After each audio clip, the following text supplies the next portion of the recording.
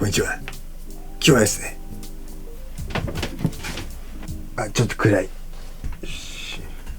はい、このレンズ、タムロンの 2470-2.8G2 ですね。これの紹介をしていきたいと思います。ちょっとついてるんで、一旦、撮ってですね、見ていきましょうっていうところで。よ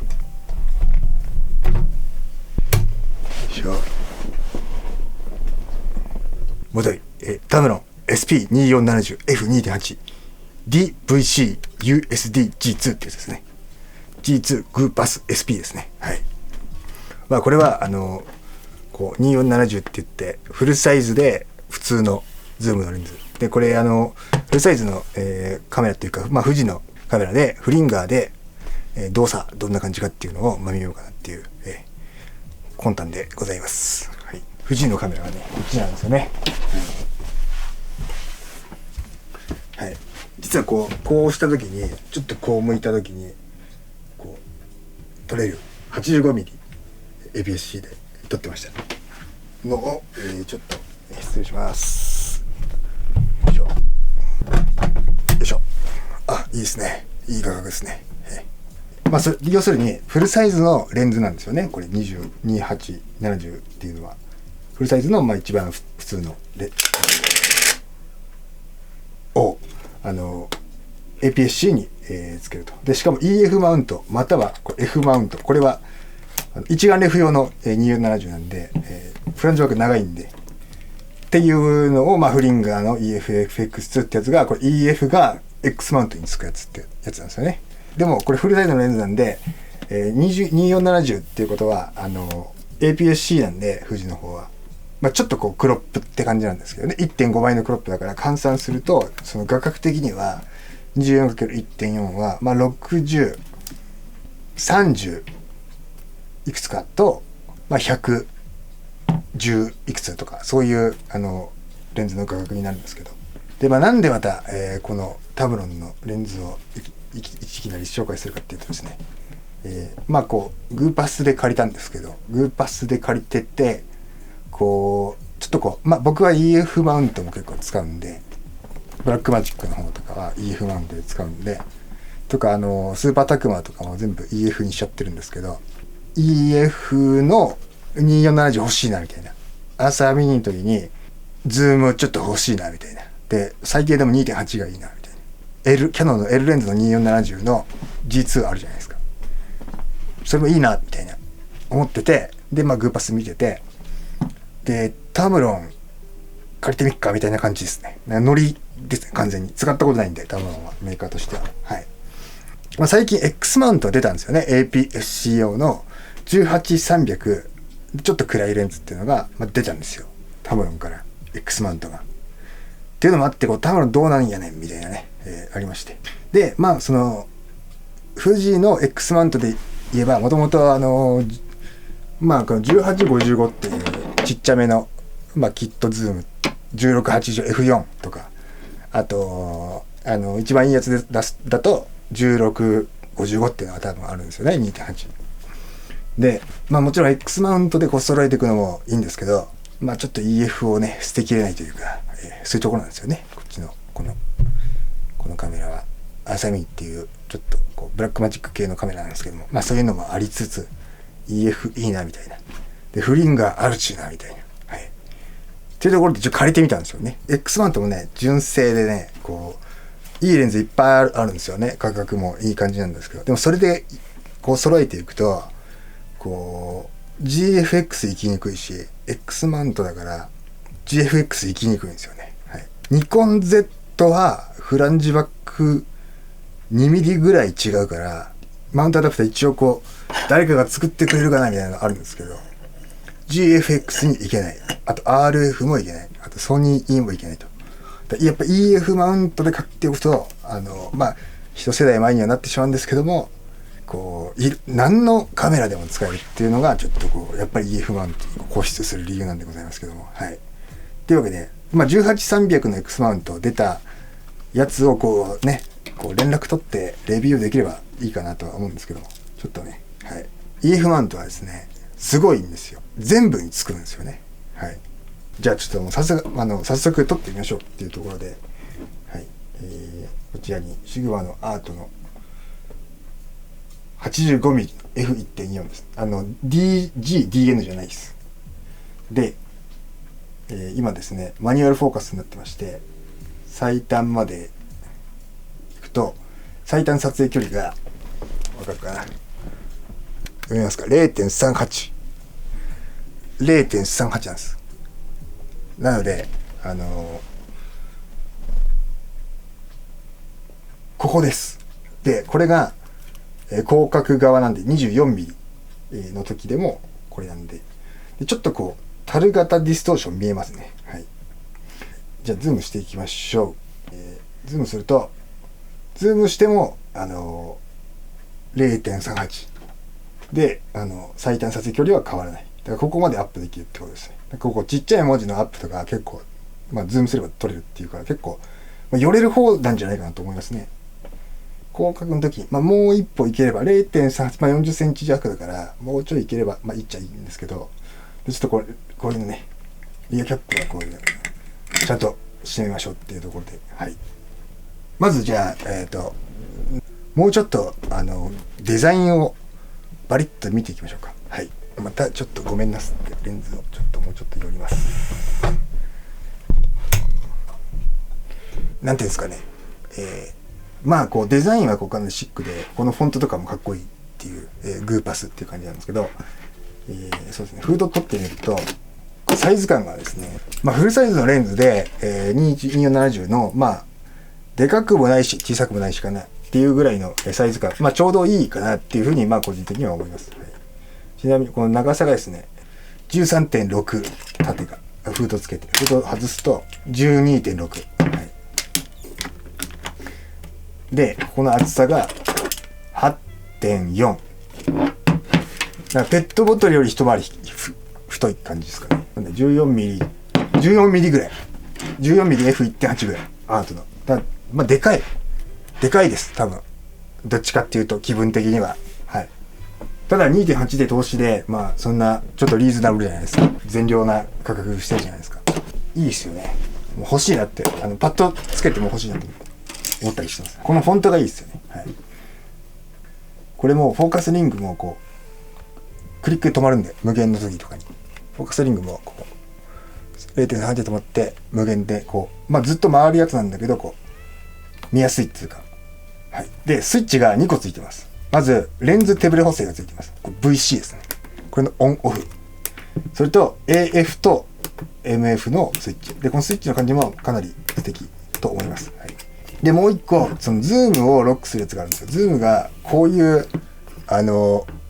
ビヨンっていうズームなんで、これをロックするためにこれロックするとこのカバンの中とかでこうやって下げてる時にビヨンってならないみたいな、ビヨンってならないと思いますけどね。ビヨンってならないと思いますけどね。基本ロックしないでも結構締まり具合がいい感じだと思います。はい、でキャップとかは普通ので、これのレンズ径は 82mm です。82mm だから82mm っていうことはですね、82って結構メジャーな、レンズフィルター径だと思います。はい、っていう感じで、だからオートフォーカスついている、手ブレ補正ついてるで 2.8 ですっていうところなんですね。フルサイズで使う分にはもうバッチリな、これさえあれば大丈夫なレンズで、それをじゃあ富士で使った時にどうなるんでしょうかっていうのを見ていこうかなって思いますね。本題の方ですね。それで言い忘れましたけど、レンズフードが花形のレンズフードで、こう止まるやつですね。こう止まるやつですね。はい。これがこんな感じで止まる。で外すときはここ押すやつね。はい。カチャッといくので、はい、いいんじゃないかという。もう文句はないですね。基本的にグパスで届いて開けてちょこっと使って、2.8 でフルサイズで2470で APS-C でフリンが結構いいじゃんっていうのがいけるやんみたいな、はい、ところがありました。じゃあつけてみようと思います。はい。で、つけるときに普通赤ポチのやつの印がですね、これなんですよ。これがちょっと分かりにくい。他のやつと比べるとは思いました。はい、赤ポチでつつけました。はい。で、VC を一旦オフにして、オートフォーカスを一旦オフにして、さっきもちょっと、やりましたけど、ちょっと撮ってみますか。マニュアルフォーカスで。こんな感じですね。はい。ちょっとトマトのロゴが、ミモザですね。このまま、今、ちなみに今 2.8 で撮ってます。はい。で、ロックはしてないから、ロックしてるから、ロックしてないで、はいってやってみます。はい。手持ちでこんな感じですね。はい。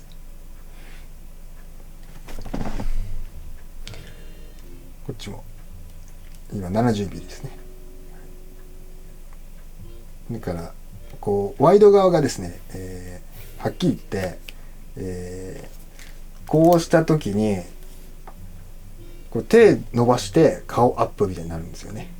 だから結構ワイド側はちょっと弱いぞという、ことはあると思います。はい。ただし、別にワイドいらねえなっていう、気分な。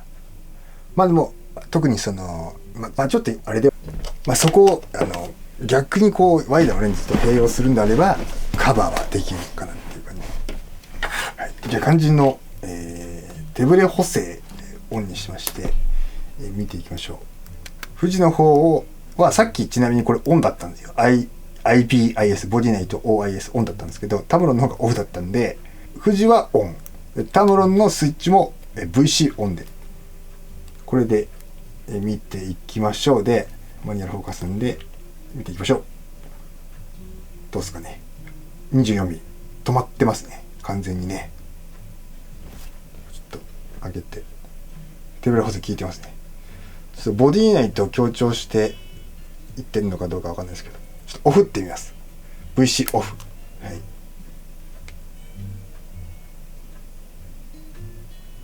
これはどういうことなんだろう。 VC オン。やっぱオンにした方が光学手ブレ補正効いてる感じありますね。ちょっと、70にしてみます。70。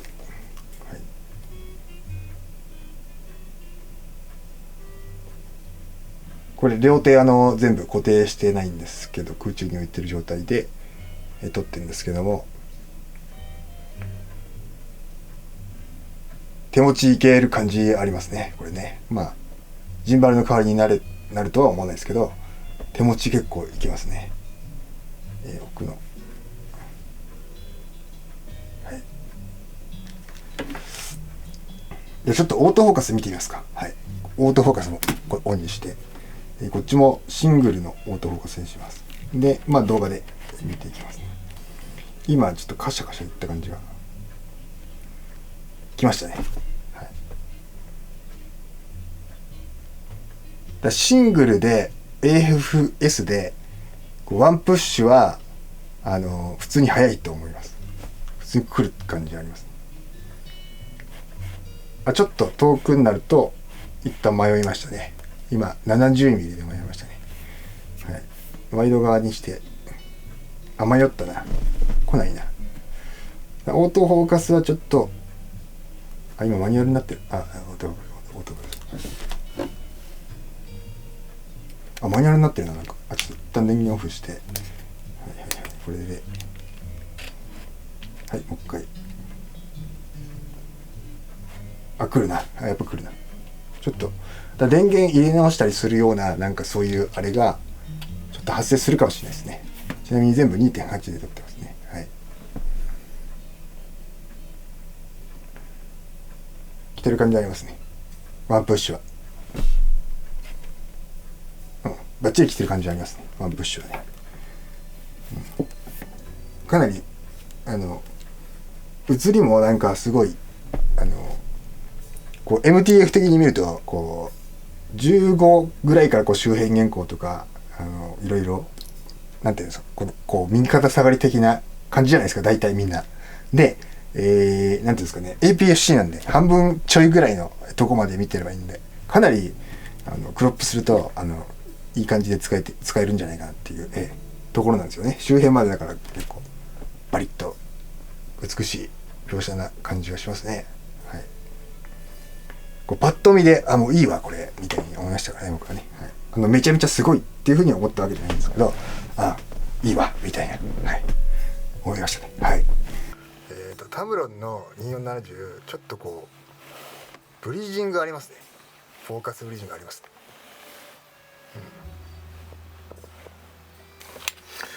はい、今 24mm で 2.8 で、はい、顔がちょっと来てますか？来てますね。はいはいはい、来てますね。来てますね。はい。で、なんだ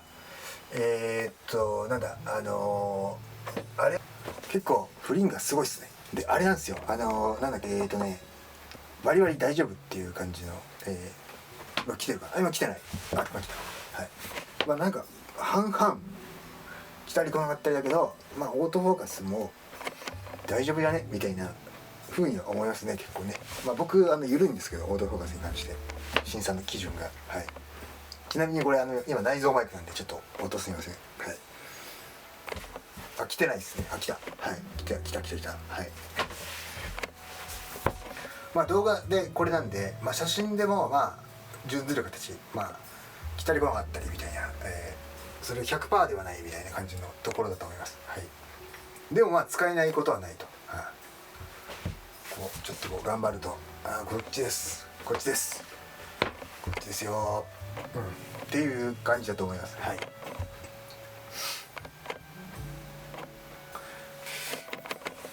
そんな感じでございました。軽くですね、写真の方も行ってみましょうか。はい。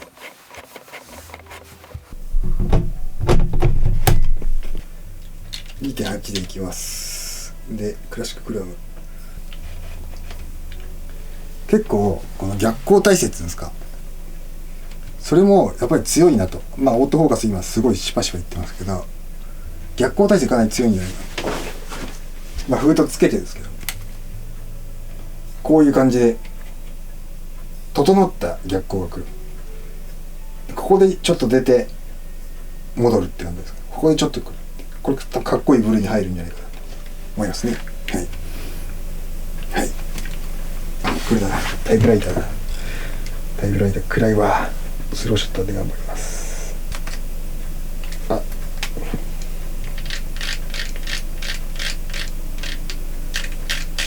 ちょっとブレてるかな。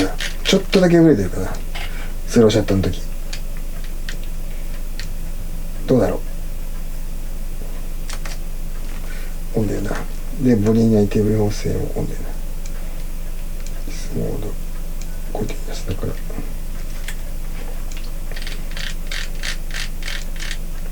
ちょっとブレてるかな、ボディ内テーブル補正が。スローショットはちょっとこうやっぱり純正と比べると、効きはちょっと微妙かもしれないっていう感じでございます。はい。ただ常用する分にはおおむねなんか逆光もいいし、オートフォーカスも使えなくはないというところで、フリンガーとの動作はそんな感じでした。はい。こんな感じでですね、アート、ライフ、ミュージック、そしてカメラのテーマで、お送りしていきますので、チャンネル登録、グッドボタンお願いします。それではまた。やっぱ 14mm、1.8 の 14mm EF、それをAPS-C 価格で使うとしても 14mm いいっすね。F2 はいいっす。はい。そしてタムロン、はい、タムロンいいっす。グーパスでレベル2です。